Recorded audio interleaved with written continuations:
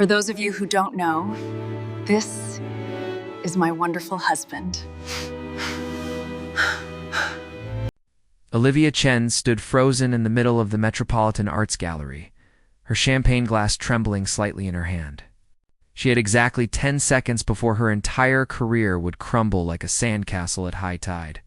10 seconds before Victoria Ashford, her boss and the most feared woman in Manhattan's marketing world, would finish her conversation and turn those sharp eyes back toward Olivia.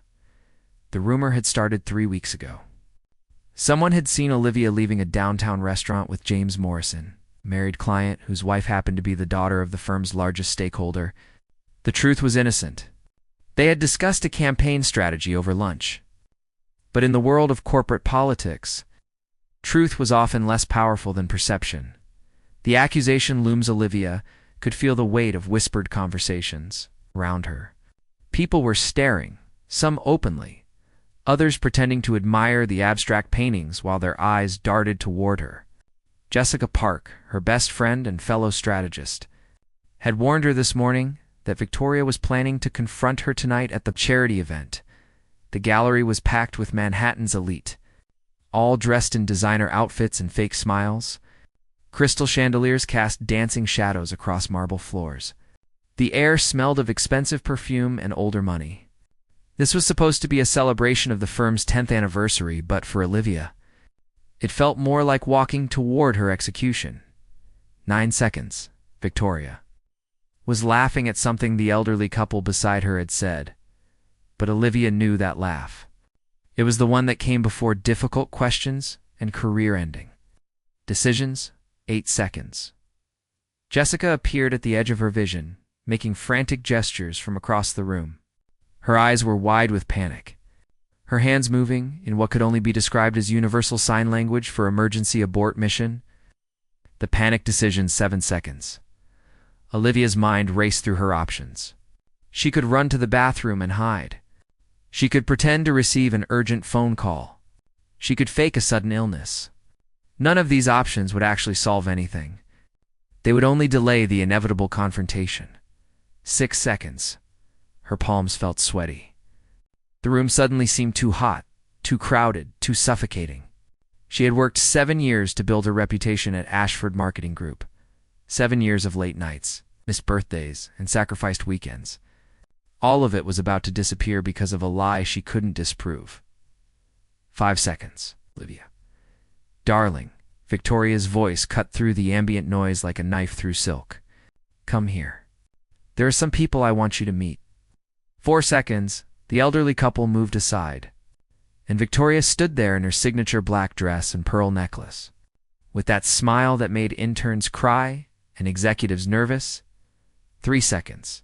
Olivia took a step forward, her heels clicking against the marble floor. Her heart pounded so loudly she was certain everyone could hear it. This was it, the moment of truth. The moment she would have to defend herself against accusations that had no defense except her word against suspicious circumstances. The stranger pierced to seconds, and then she saw him. Tall, with dark hair styled in that effortlessly expensive way. A charcoal suit that probably cost more than her monthly rent.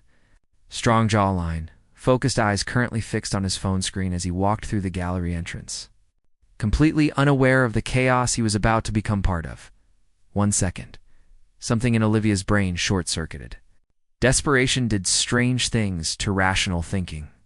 In that single, crystallized moment of pure panic, her mouth opened and words came out that would change everything. Actually, Victoria, I cannot talk right now because I am here with my husband.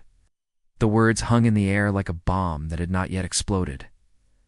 Victoria blinked. Your husband? Yes, Olivia heard herself say, her voice climbing 3 octaves higher than normal. My husband. We are married. Very married. Completely and totally married. The confirmation. She raised her arm and pointed directly at the stranger who had just entered, who was now about 15 feet away, still absorbed in whatever was on his phone screen. The entire gallery seemed to hold its breath. The stranger finally looked up, probably sensing the sudden attention.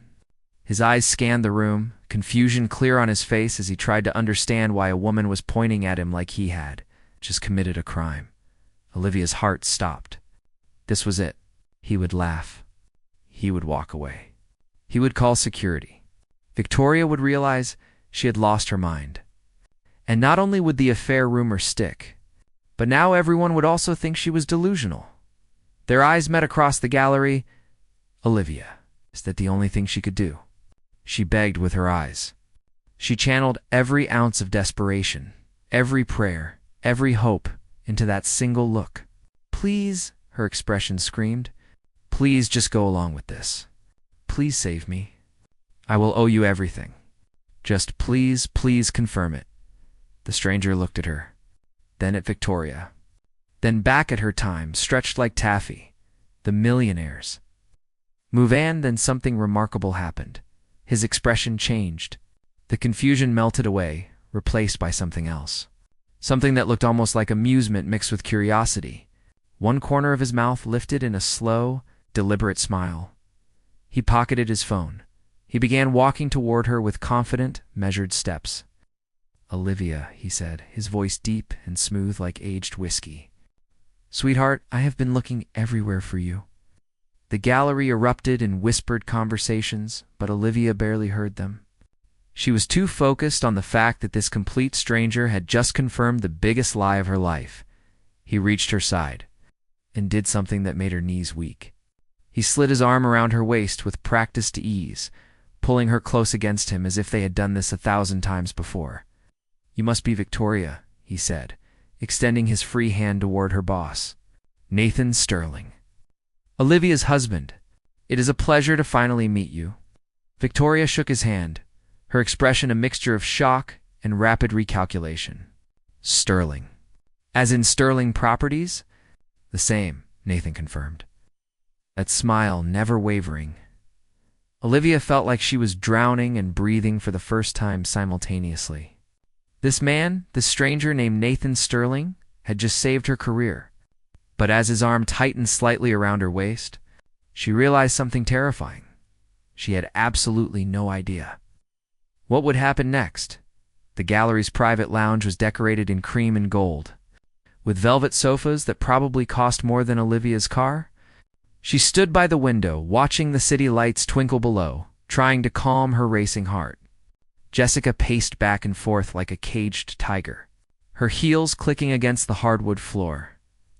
Nathan Sterling sat comfortably on one of the sofas, looking completely at ease, despite having just agreed to be married to a woman whose name he had learned 5 minutes ago. Okay, Jessica said, stopping mid-pace to face him. Let me get this straight. You just walked into a charity gala, got randomly claimed as someone's husband, and your first instinct was to go along with it. Nathan's lips curved into that same amused smile. When you put it that way, it does sound rather impulsive. Impulsive. Olivia turned from the window, her voice higher than she intended. That is beyond impulsive. That is certifiably insane. What kind of person does that? The kind who saw an opportunity. Nathan replied calmly. The real story unfolds. Olivia crossed her arms, studying him carefully. He was even more handsome up close, which somehow made this situation more frustrating. An opportunity for what exactly? To blackmail me? To humiliate me later? To solve a problem, Nathan said, leaning forward slightly. You clearly needed help. And as it happens, I need help too. Jessica stopped pacing again. What kind of help does a millionaire real estate developer need from a marketing strategist he just met? Nathan was quiet for a moment, as if weighing how much to reveal. Then he sighed, running a hand through his hair in a gesture that seemed genuinely tired rather than calculated. My father, he said finally, Richard Sterling, has made it his personal mission to see me married before my 33rd birthday. That deadline is in 6 months. Olivia blinked. Your father wants you married, so you've pretended to already be married to a stranger. When you say it like that, it sounds ridiculous. Because it is ridiculous, Olivia shot back. Understanding the stakes, Nathan stood up. Walking to the window where Olivia stood. Up close, she could see flecks of gold in his brown eyes. Could smell his cologne, something expensive and woody. My father has introduced me to 47 women in the past 18 months, he said quietly. 47. Every business dinner becomes a setup. Every family gathering includes some eligible daughter of a colleague. Last month, he actually created a fake emergency at the office just to get me to meet his golf partner's niece. Despite herself, Olivia felt a flicker of sympathy. That sounds exhausting. It is, Nathan agreed. And tonight, he texted me that he was bringing someone special to this event. Someone he was certain I would find perfect. I walked in here planning to find an excuse to leave before he arrived. And then I pointed at you and called you my husband, Olivia finished. And then you pointed at me with the most desperate expression I have ever seen on a human face. Nathan corrected, but his tone was gentle. I looked at you, and I saw someone who needed an escape as badly as I did. Jessica's reality check Jessica, who had been listening intently, suddenly sat down on the sofa with a thud. This is absolutely insane. You do realize that, right? This is the plot of a romantic comedy, not real life. Real life is often stranger than fiction, Nathan said. Do not quote philosophical sayings at me right now, Jessica warned. We need to think about the practical implications here. Olivia, Victoria now thinks you are married. She is probably already telling everyone in that gallery. Olivia felt her stomach drop. Oh no, oh no, no, no. What have I done? You saved your career, Nathan said simply. That rumor about you and the married client? It cannot stick if you have a husband. Basic logic. But I do not have a husband, Olivia said desperately. I have a stranger who pretended to be my husband for approximately 8 minutes. What happens tomorrow? Next week? When people start asking questions? The proposal Nathan was quiet for a moment, his expression thoughtful.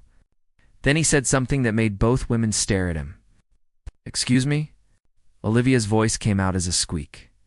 Not actually real, Nathan clarified quickly. But what if we maintained the arrangement? A fake marriage for, say, 6 months. Long enough for your rumor to die completely, and for my father to stop his matchmaking crusade. Jessica stood up abruptly. You cannot be serious. I am completely serious, Nathan said, his business tone returning. Think about it logically. Olivia needs to prove she is married to stop the rumors. I need to prove I am married to get my father off my back. We help each other, Olivia's mind raced. It was crazy. Absolutely, completely crazy. But was it crazier than losing her job? Was it crazier than having her reputation destroyed by a rumor she could not disprove? How would this even work? She asked slowly. Setting the terms, Nathan pulled out his phone, opening what looked like a notes app. We establish clear terms. A contract, essentially. We determine how long the arrangement lasts, what our boundaries are, and what happens when it ends. A contract, Olivia repeated. For a fake marriage? People have contracts for real marriages, Nathan pointed out. They are called prenuptial agreements. This would just be more comprehensive. Jessica looked between them. I cannot believe I am hearing this. Olivia, you cannot seriously be considering this. But Olivia was considering it. Against every rational fiber in her being, she was actually considering it. What would the terms be? She asked. Nathan began typing on his phone. First, duration. I suggest 6 months minimum. That gives both of us enough time to achieve our goals without raising suspicion about a quick divorce. 6 months, Olivia whispered. Half a year of her life pretending to be married to a stranger. Building the framework second. Living arrangements, Nathan continued. I have a penthouse in Tribeca with 3 bedrooms. You would have your own space. Complete privacy. We would only need to appear together for important events. Important events like what? Olivia asked. Family dinners, business functions, anywhere our supposed marriage might be questioned. The rest of the time, we live our own lives, Jessica interjected. What about dating? You cannot expect Olivia to not date anyone for 6 months. Nathan's expression became more serious. That is non-negotiable. If either of us is seen dating someone else while supposedly married, the entire arrangement collapses. No dating until after the money, Olivia asked. I am not wealthy. If we are supposed to look married, there will be expenses. Appearances, events, things I cannot afford. We split everything 50-50, Nathan said immediately. Any cost related to maintaining the marriage, we share equally. I am not trying to control you financially. This is a partnership. A fake partnership, Jessica reminded them. A mutually beneficial arrangement, Nathan corrected. Olivia walked back to the window, her mind spinning. This was crazy. This was beyond crazy. This was the kind of thing that happened in movies, not to real people with real careers and real lives. But what was her alternative? Go back to work on Monday and face the whispers, the suspicious looks, the knowledge that her boss thought she was having an affair with a married client. Watch her career slowly crumble because of a rumor she could not disprove? The decision point, I need guarantees, she said, turning back to face Nathan. If we do this, I need to know that you will not suddenly back out and leave me looking like a liar. I will put everything in writing, Nathan said. A legally binding contract. If either of us breaks the terms without the 2-week notice we agreed upon, there are consequences. Financial penalties? Enough to make backing out painful but not devastating. We both need to have skin in the game. Olivia looked at Jessica, who was shaking her head but had a resigned expression on her face. This is insane, Jessica said for the 10th time. But I have to admit, I do not see another option. That rumor was going to destroy you, Olivia. Victoria was ready to fire you tonight. I know, Olivia whispered. Nathan stepped closer. I know this is overwhelming. I know I am asking you to trust a complete stranger with something huge. But I give you my word that I will hold up my end of this arrangement. 6 months. We help each other. Then we part ways cleanly.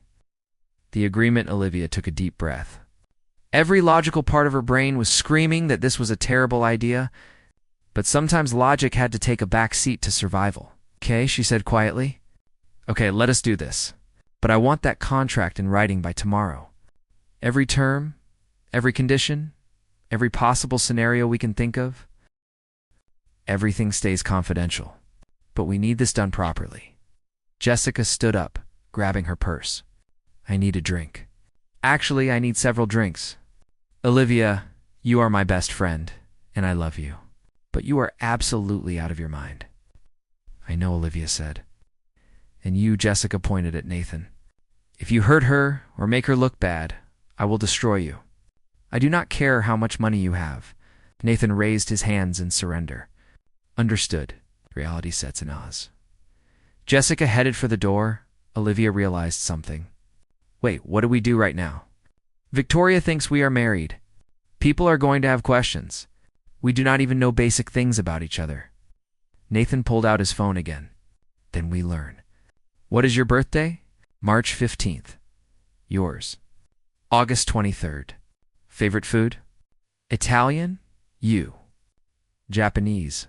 Where did we supposedly meet? Olivia thought for a moment. A coffee shop. Something believable and impossible to verify.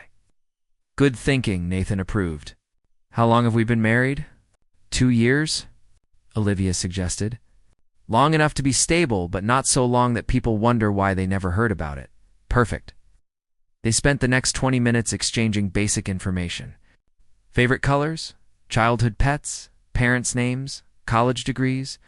All the small details that a married couple would know about each other. The first public test finally, Nathan stood up. We should probably return to the gala. People will wonder where we disappeared to. Olivia's stomach knotted. I cannot believe I have to walk back out there and pretend we are married. You already did the hard part, Nathan said gently. You made the declaration. Now we just have to maintain it. He extended his hand to her. Olivia looked at it for a long moment before taking it. His hand was warm, his grip firm, but not overwhelming. Ready, Mrs. Sterling? He asked with a hint of teasing in his voice. Do not call me that, Olivia said, but she could not help the small smile that tugged at her lips. Ready, my darling wife? Nathan tried again. That is even worse. I will work on it, he promised. They walked back into the gallery together, hand in hand, about to begin the most complicated performance of their lives. Olivia had no idea if this arrangement would save her or destroy her, but as Nathan squeezed her hand reassuringly before they stepped into the crowd, She realized one thing with absolute certainty. Her life would never be the same again. Olivia woke up in a bedroom that was not hers, surrounded by soft gray walls and furniture that probably cost more than her entire apartment.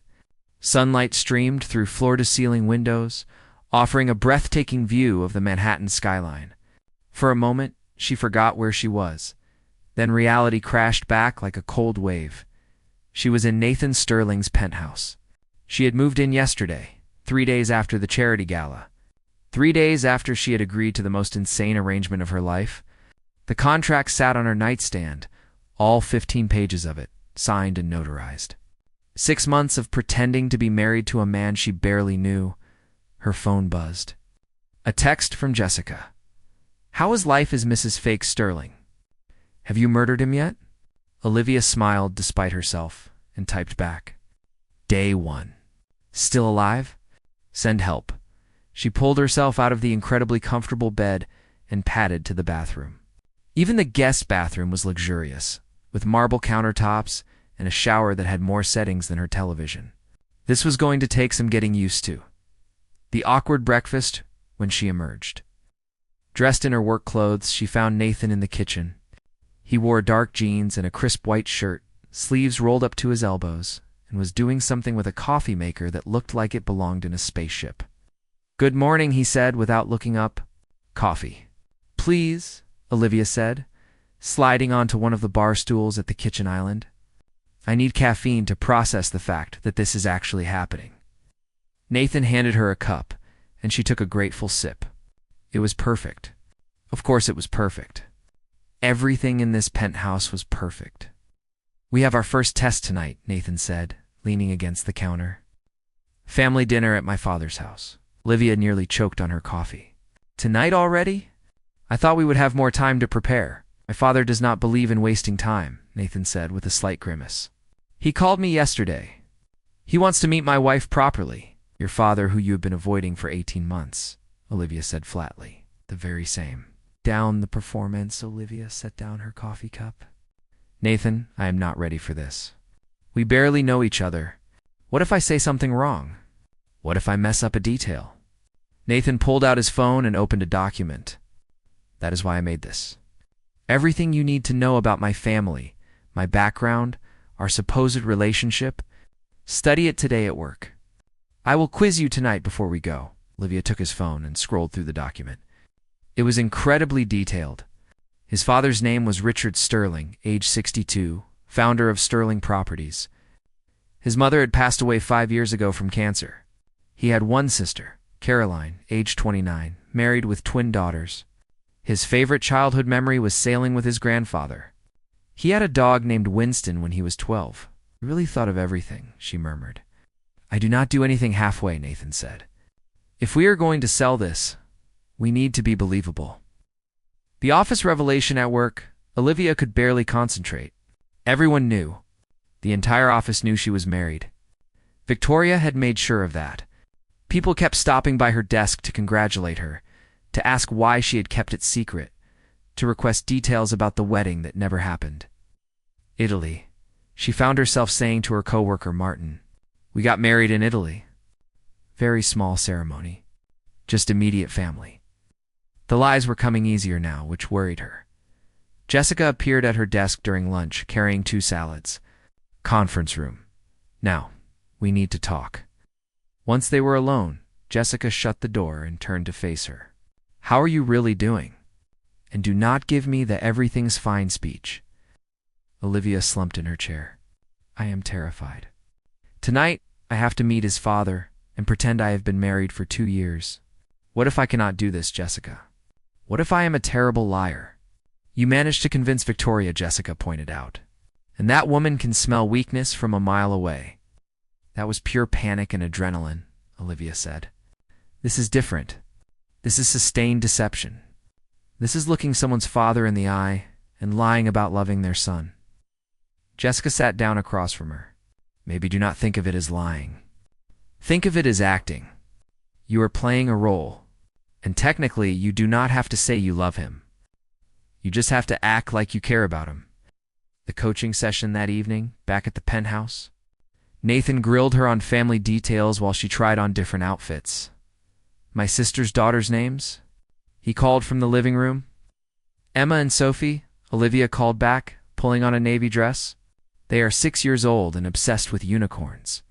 My father's biggest pet peeve: people who are late and people who do not keep their word. How do we meet? Olivia walked out of the bedroom. Coffee shop on 5th Avenue. 2 years ago. You spilled coffee on my laptop and I yelled at you. You bought me a new laptop and asked me to dinner to apologize? Nathan looked up from his tablet and paused. That dress is perfect. Olivia felt her cheeks warm. Thank you. Is it appropriate for dinner with your father?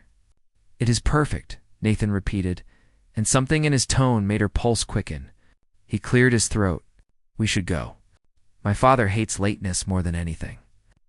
Meeting Richard Sterling. Richard Sterling's house was not a house. It was a mansion in the Hamptons, with a circular driveway, perfectly manicured gardens, and enough square footage to house a small village. Nathan held Olivia's hand as they walked to the front door. His palm was slightly sweaty, which oddly made her feel better. He was nervous too. Remember, he whispered before ringing the doorbell? We are happy. We are in love. And we have been married for 2 years.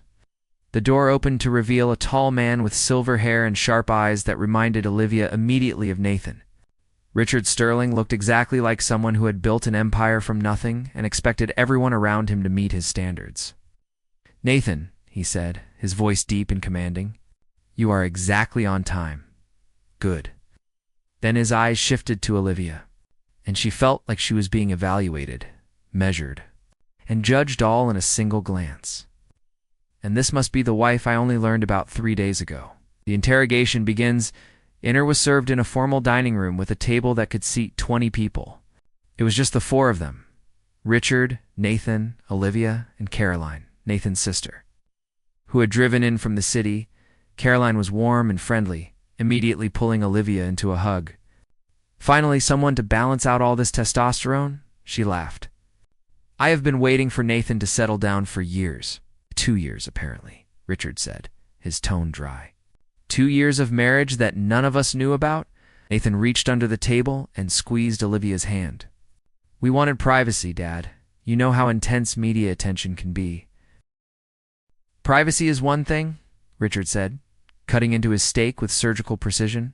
Secrecy is another. Olivia, tell me about yourself. What do you do? Olivia swallowed. I am a marketing strategist at Ashford's marketing group. I work primarily with tech companies on brand development and digital campaigns. Impressive, Caroline said.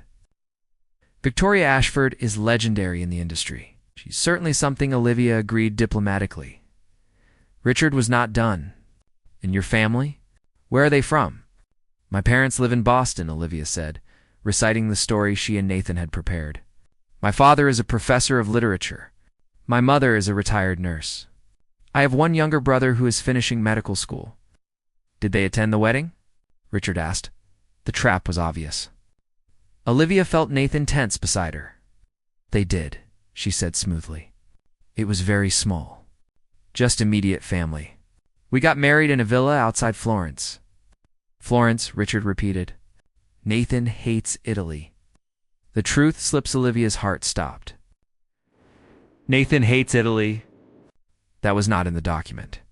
Why was that not in the document? Nathan laughed, the sound forced. I used to hate Italy, Dad, before Olivia showed me why it was special. She changed my perspective on a lot of things. The way he said it, looking at Olivia with such warmth, almost convinced her it was true. Richard studied them both. The silence stretched like pulled taffy. Then Caroline, bless her, jumped in. So romantic? Olivia, you have to tell me everything about the wedding. What did you wear? What were the flowers? As Olivia described a wedding that never happened, she felt the weight of Richard's skepticism. He did not believe them. Or at least, he did not trust the situation. She could see it in the way he watched them, looking for cracks in their story. The garden walk after dinner? Richard suggested a walk in the garden. Just the 3 of us, he said, meaning himself, Nathan, Olivia. The garden was beautiful in the evening light. with roses blooming along stone pathways. But Olivia felt no peace here. This was an interrogation disguised as hospitality. "Nathan tells me you convinced him to settle down," Richard said, his hands clasped behind his back as they walked. "That you are the reason he finally stopped running from commitment." "I would not say I convinced him of anything," Olivia said carefully. "We found each other at the right time." "The right time," Richard repeated. 2 years ago. Around the same time Nathan was closing the Riverside development deal. Very busy period. Nathan's jaw tightened. "I made time for what mattered." "Clearly," Richard said. "I just find it curious that in 2 years, you never mentioned her once. Not at Christmas.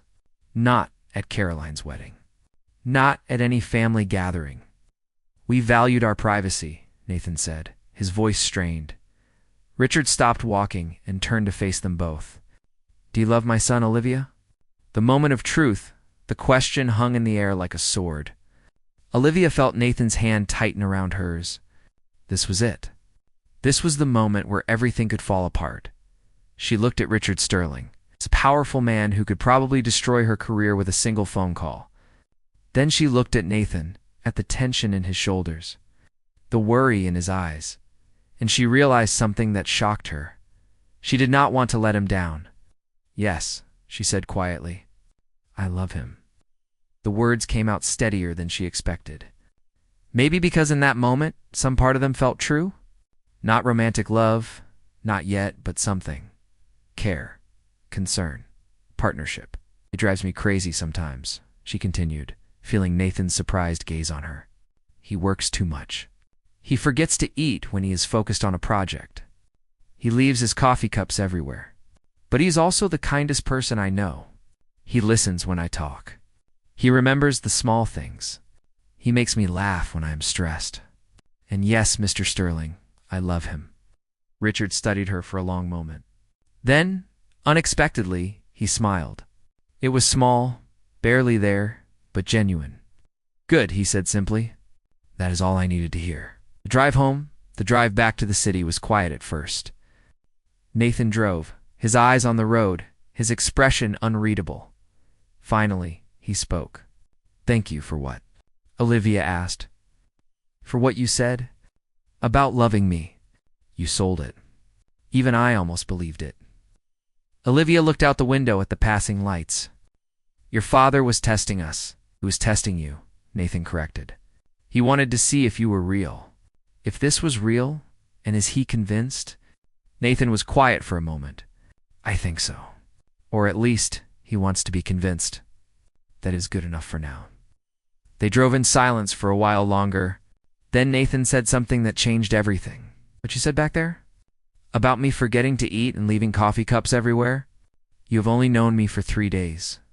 How did you know those things?" Olivia realized he was right. She had made up those details on the spot, but they had felt true. "Lucky guess," she said. But it was not a lucky guess. Somehow, in 3 days of living together, of preparing for this dinner, of learning about each other, she had started to actually know him. The unexpected feeling back at the penthouse, Olivia went to her room and closed the door. She leaned against it, her heart pounding. This was supposed to be simple. A business arrangement. 6 months of pretending, then walking away. But standing in that garden, looking into Richard Sterling's eyes and saying she loved Nathan, something had shifted. She had felt protective of him. She had wanted to convince his father, not just to save the arrangement, because she could see how much Nathan needed his father to believe in him. There was a soft knock on her door. "Olivia?" Nathan's voice. "Are you okay?" She opened the door. He stood there, still in his dinner clothes, looking tired, but relieved. "I just wanted to say," he started, then paused. "Tonight was harder than I expected. But you were amazing. You handled my father better than anyone I have ever seen." "He loves you," Olivia said. "He just wants you to be happy." "I know," Nathan said quietly. "I just wish I could actually give him what he wants." Their eyes met, and something passed between them. An understanding. A connection. "Good night, Nathan," Olivia said softly. "Good night, Olivia," But as she closed the door and got ready for bed, Olivia realized something terrifying. This arrangement was supposed to be fake, but her feelings were starting to become very, very real, and she had 5 months and 3 weeks left to pretend they were not.